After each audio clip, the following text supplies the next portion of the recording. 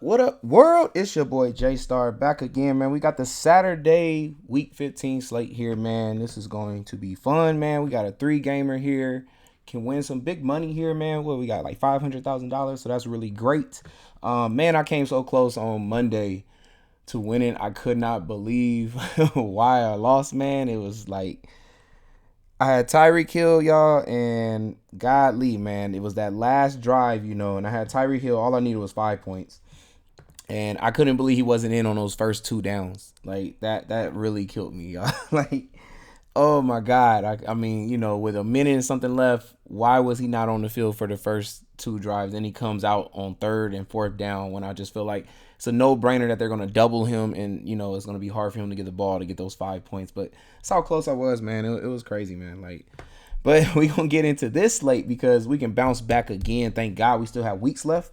So we gonna get right into this one. We got the Minnesota and the Cincinnati game. I went over these games and it looks like from the notes here, the most touchdowns passed is going to be the Lions and the Broncos game. So passing touchdowns goes to them. Third most would be the Steelers. So possibly something for Minshew, could get in there. Rushing touchdowns, though, we're looking at the Colts, the Bengals, Broncos, then Lions. But Colts, of course, is the highest. So those are some pretty good notes. I even got end zone touchdowns still goes to the Lions and the Broncos game. So even as you get in the red zone area, those are the teams that's giving up the most passing touchdowns.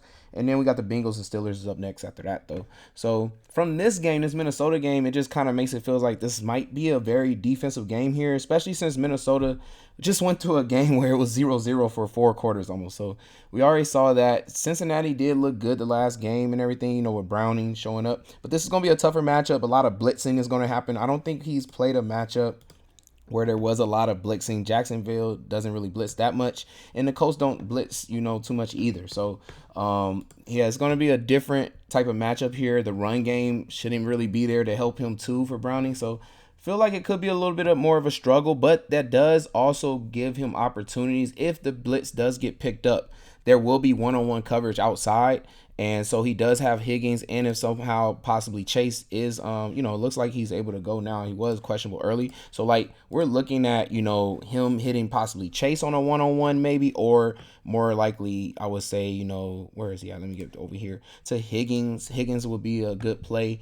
I would think these are the two he'll be looking at. If the blitz gets picked up, you got one-on-one coverage with Chase or Higgins. He's going to toss that up there. We already know Higgins is very good at mossing people. Chase is really good at, contested catches and then yards after the catch. So we definitely can see something between them. I think the run game is not going to be a good factor here. We know Mixon has been getting the dump, so possibly, I won't say completely, just go away for Mixon or anything. I just feel like he will have a harder matchup here.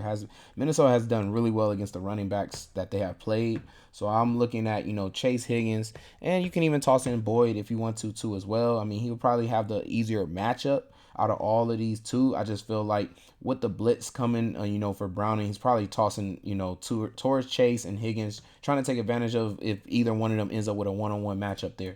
So, they could hit off with just like one or two plays in this game just from the amount of targets and volume that they're going to probably get. Looks like Dobbs is not going to play as a starting quarterback here. We got Mullins. Not really much to expect from him. We've seen him in San Francisco. But I mean, come on now. It's like a lot of game managing there goes on. So, and I'm expecting that to happen for him in this game too as well, because, Minnesota has been turning over the ball a lot, and that's the biggest thing they're not going to want to do in this game. I don't know if Jefferson is going to play limited at practice, so we'll have to see at the end of the week how that goes for him. Besides him, though, the best play anyway should be Hawkinson. Like, we've been picking on Cincinnati completely against the tight ends position.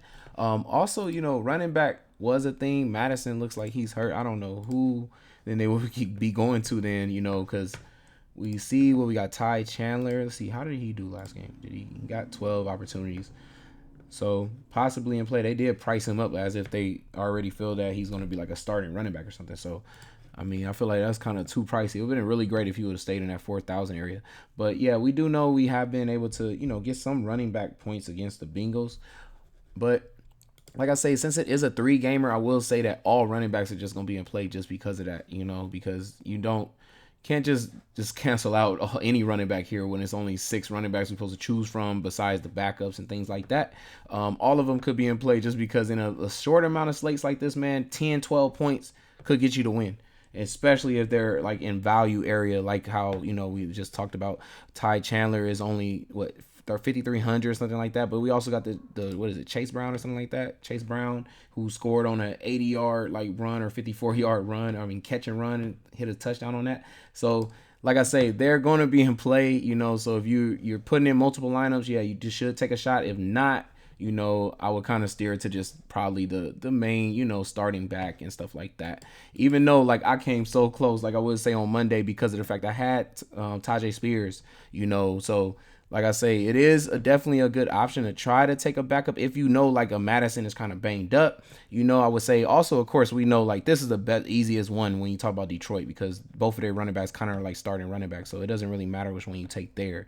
But it is more of a factor when we talk about somebody like a Chase. But it's also what I would say like a Najee Harris starts, but Jalen Warner, usually has more explosiveness and things like that. So, I just hate that he keeps being priced more than Najee because at the end of the day, Najee gets those goal line carries. So that's the only thing I don't like about that. Like they keep pricing him more. I wish he would be like in the 4,800 areas because it would be a lot easier to take Warren all the time. But moving on from that game, because besides that, man, I'm looking at as a value play though. If Jefferson doesn't play in this game though for Minnesota, I would look at down here at 3,100 at Powell being in that slot area. We kind of try to attack in the Cincinnati in that middle of the field like we do with the Hawkinson. So if Jefferson is out, we'll have him in the slot. If Jefferson ends up playing, then Osborne goes in the slot. And I kind of feel like he might be just priced a little bit too high to me. I like the taking a shot though at Powell or at 3,100 there. Moving on to Pittsburgh here though. Let's get on to these quarterbacks here. We got Minshew and Trubisky. Looking like Minshew should be a decent play here, man. Like he's playing the same style of defense he's been playing for, I feel like it's 4 weeks almost. It's even past 4 weeks. Wow. So we're looking at, no, my bad. Tennessee is not the same. So about 4 out of these 5, it was like the same style defense. So he's been playing the same almost style of defense for the last almost like 5 weeks. And we've been seeing a lot of Pittman doing very well. So against that style of defense. So I would think that keeps rolling on, for another week. I know he has Patrick Peterson, but Patrick Peterson has been giving up a lot of yak yards and decent amount of touchdowns too against him. So, and Pittman is one of the, what I want to say, league leaders in yak yards for receivers. So this could be a good matchup for him. Decent matchup for Downs too as well. I don't mind taking shots at him. They said they wanted to get Pierce the ball more, in this game against Tennessee. They went from 6 to 3 now.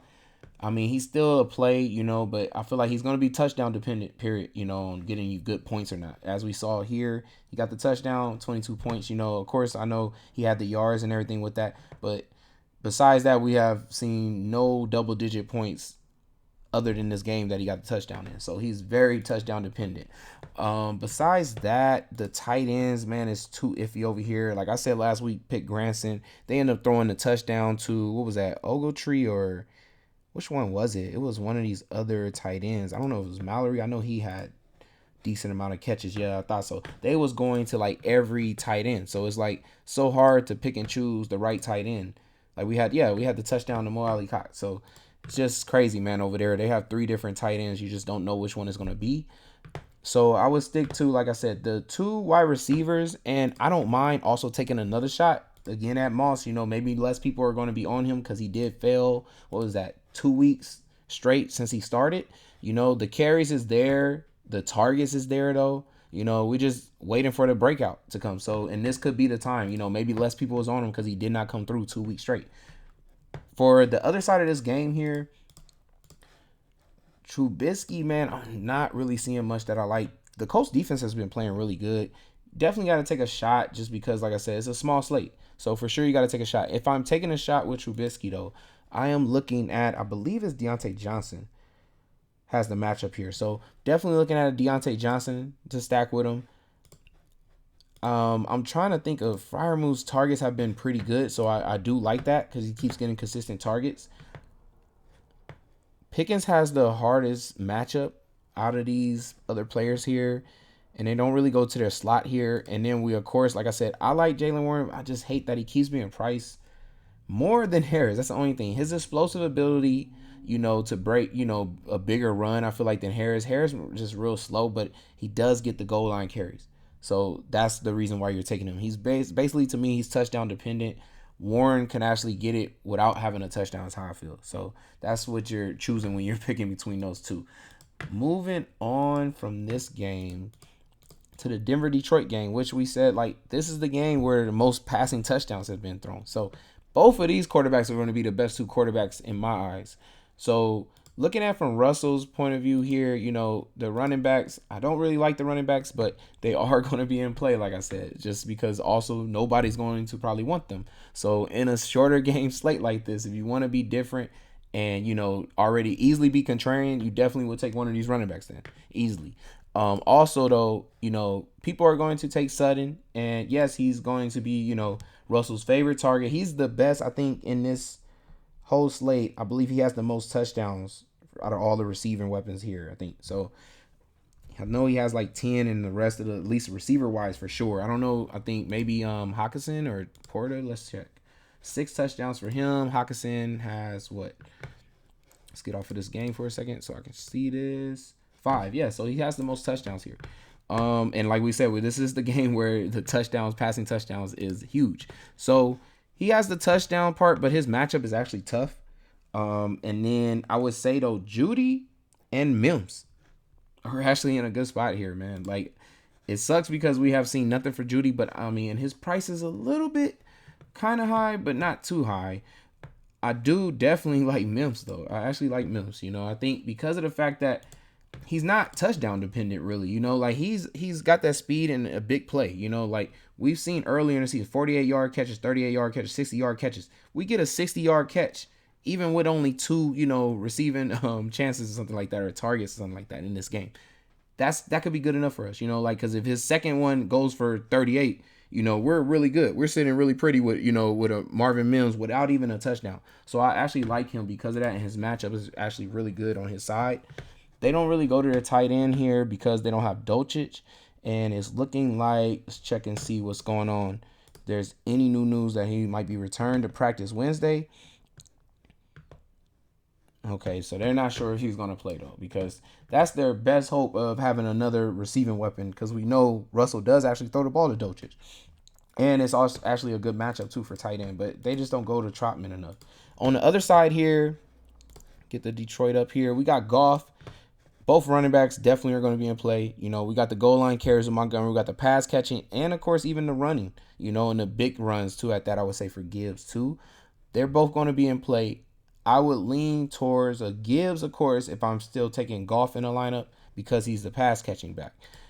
And then I would say St. Brown is going to be in a good spot this week because of the fact, and I know, Denver is probably known for being pretty good defense, but he's in the slot. He doesn't line up with Surtain. He doesn't line up with Moreau. He lines up with an easier matchup, and he's a yards after the catch receiver, which is where we try to pick on Denver because that's what they give up. So I definitely think this could be a pretty big bounce back game from the last 2 weeks, even almost 3 weeks of St. Brown not really doing much. I feel like this is a game where he definitely can do a lot. And also his price has dropped. So that is really huge. Like, you look at this from the last, about 6-7 weeks there, about $8,000. He's $7,900. That's cheap. It's a cheap St. Brown price here. So we, especially knowing that he's probably going to get double-digit targets. Like I said, he's in a spot where they're not their strongest. It's not the strongest part of Denver's defense. So it's really perfect for him. And he's a yards after the catch player. I think one of the best ones on this slate right here for receivers. I'm trying to see who is the best one because I can't remember for sure. I know Pittman had been doing good, but he's still behind him. Oh, I believe it's Chase. My bad. So it's Chase is the best yards after catch receiver here. But the matchup goes for more of St. Brown than it even does for Chase when it comes to that. So, like I said, he might be the best receiver on this slate. Moving on, though, from him, I don't really think there's any other receivers I like. Maybe Jameson Williams if somehow I thought, well, now it looks like Josh Reynolds is good to go. I saw he was limited at first, but he's good to go. So, maybe still Jameson Williams, but because of the matchup, I believe is probably favoring him a little bit. Let's check that out. Well, it's actually my bad. It's actually favoring Reynolds. So we're gonna go say Reynolds actually has the matchup there. It's an easier matchup for him. But like I said, when they play this style of defense, this is the defense I told y'all last week too. St. Brown, I wasn't feeling St. Brown last week because he hasn't done good against one high safety teams. So his numbers are like usually right here, like from the last 3 games. These are one high safety teams right there. For the last 4 games, matter of fact, we had 21 points, but I told y'all like he doesn't hit that ceiling games until he plays the 2 high safety. 33 points right here. We got a 19 points here, decent, but I mean we got 22 points here. We got 19 points there. His best games though is when they play the 2 high safety. It's when you're supposed to kind of attack the middle of the field anyways. So he should benefit on those type of games. When he played a 1 high, you need to be attacking out wide unless the 2 cornerbacks are really great. So this, like I said, this is the game for him is what I see. Then besides that, of course, then like I said, attacking the middle of the field, we got Laporta. I really like Laporta in this game here, like I said. So it's not really for the Reynolds and the Raymonds and things like that or Jameson Williams in this game. It's for him to attack this middle, of course, possibly run too as well. Because I've also seems to me that running backs do well against 2 high safety teams. And against the 1 high, the team usually needs to be just trash, which we have one of them on here, this slate with the Colts. So it's perfect. Like we actually have one of those. So now just making a lineup here, man. To me, I'm going to go ahead and go with Goff because I think I want to be in that last game. I know I'm going to be waiting, for hours, to see this lineup probably come into winning, if anything, because of the fact, I have players from this last game that I'm going to be waiting for to start. But I'm okay with it. I feel like some people might not want to be patient, and I will be here. So I'm going to go with St. Brown. I'm going to actually... For now, I'm going to take Laporta, but I'm cool taking Laporta just because of the fact him and, of course, Hawkinson is in a really great spot here. So being able to switch off from them two, I think is going to be very important in this slate to me. And then I'm going to go with my running backs here. I think I'm going to go with the Zach Moss, thinking that maybe people are not as on him as what I think they probably should be in this game. And then also I'm going to run that back with Warren. I don't mind even switching that off to Harris. Like I said, every running back is going to be in play here, especially the ones that have the 2 running backs situation. At least with Zach Moss, it's kind of one running back show there. And then I'm going to go with Pittman, man. He's, like I told y'all, against this 1 high safety type of looks, he's been balling lately. So I'm going to go ahead and run with that again. If he could just continue to get those type of targets, break some tackles and get some yards after catch and things like that, that would work out perfectly for me here. After that, I think I am going to go with a run back from the game that I started with here. And I'm going to go ahead and take my low play here. I feel like maybe a lot of people probably ain't going to be on Mims. So I really like this because the matchup is perfect for him to go deep, especially in a game where you play in Detroit at home. We know they usually put up a lot of points and make other people play way faster, way, harder and things like that. And they throw a little bit more. Big plays have been happening against them. I feel like this could be, Mims from the beginning of the season when he was actually having a big plays, and I just definitely see the low ownership going to him. So like I said, it's a 3-gamer. You got to find those low ownership plays, take a gamble on certain things if you want to win these. Like I said, I did on Monday. So took a gamble, like I said, Tajay Spears and a few other players I can't remember right now. But then I am going to go with my flex here, and I'm going to go with possibly Josh Downs. I think I got enough. I feel like of low plays here, like low ownership plays here with a Mims, and then what I want to say, a Moss possibly. If I want to take one more, I could take Judy. So I don't really mind switching off, but I'm gonna go with Downs too, because Downs could also be a play that maybe not as many. It's gonna be people on him, but maybe not as much. I'm gonna go with the Vikings defense here over picking. Who was that? The Lions defense. Lions just been getting scored on too much. I don't see Russell not scoring on them and at least bringing their defense down a few times. And I definitely think, Cincinnati could also be in for it because the Vikings defense has been pretty strong. Like I said, the blitzing that they do there, it's either going to cause for big plays that happen against them, of course, and the receivers does well. But also it can hit a lot of sacks, fumbles, possibly picks because of that pressure. We guarantee pressure. We know that's going to happen in the game and against a quarterback that isn't really proven for sure yet. So maybe after this game he can prove me wrong here. But right now, is not for sure. So definitely gonna take a shot at the Vikings defense, and they're playing for a lot. They want to stay in the wild card playoff spot that they're in right now. So definitely I see them, trying very hard in this game, especially defensively, even on the road and everything. So I like this, man. Like I said, I have what I want to say right here where I can switch off from downs and move all the way from Chase Brown, Pickens, Judy, to downs. I like all four of those. I don't mind switching that up. And then also with taking downs, I think I have some other little switches that I can do. Well, I already said Laporta. I don't mind switching off from Laporta and going to Hockenson. But I'm going to keep it at Laporta because I have Goff and I kind of want two options since I did not take his running backs here. But the option to take his running back is here if I just wanted to go to Montgomery. So that is a play there that I could definitely do. But like I said, I don't really want Montgomery with Goff, but I will take some shares at it, some shots at it and things like that. But I'm going to go ahead and just stick with Moss right now because I think, Montgomery will definitely be way more owned than a Moss. So I like this, and leaving the $300 too as well. So that's it, man, for my first look. Like I said, probably go back over this for the final look after so we can check out all these injuries that we got because we don't know if Jefferson's going to play and Dolchich too. So yeah, we got to definitely come back for that. So hopefully y'all enjoyed that. Hopefully that was a cool breakdown to help y'all out with building the winning lineup for y'all. Make sure y'all go out there and cash big, man. Good luck to all y'all. It's your boy J Star. Make sure y'all like, comment, subscribe, and I'm out, y'all. Peace.